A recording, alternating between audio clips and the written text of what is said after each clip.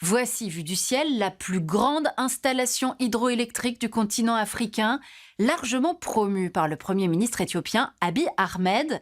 Le projet a été lancé en 2011, son nom, le Grand Barrage de la Renaissance, et il a été inauguré ce mardi.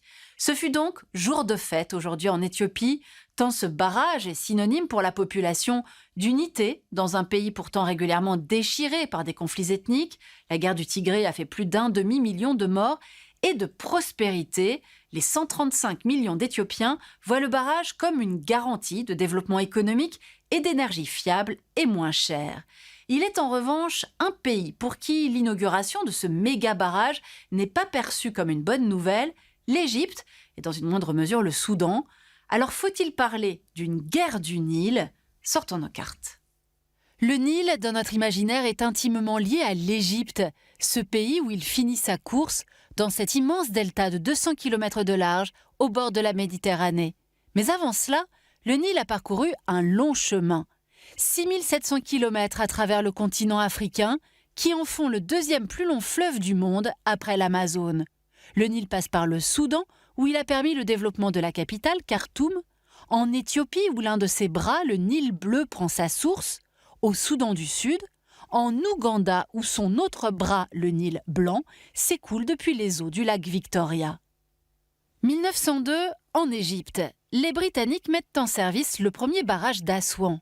Long de 2,5 km, il s'agit alors du plus grand barrage jamais construit. En arrivant au pouvoir en 1952, Nasser lance, toujours à Assouan, la construction d'un second barrage. Ce sera l'un de ses grands chantiers. L'Égypte a donc pris de fait une position hégémonique sur le Nil. Mais désormais, c'est l'Éthiopie qui veut s'imposer en amont comme la grande puissance du Nil. Tant pis pour l'Égypte et le Soudan. L'Éthiopie est le berceau du Nil bleu, ainsi que de deux de ses affluents majeurs, l'Atbara et le Sobat. Cela représente 86% du débit du Nil. L'Éthiopie a délaissé cette manne naturelle jusqu'en 2010.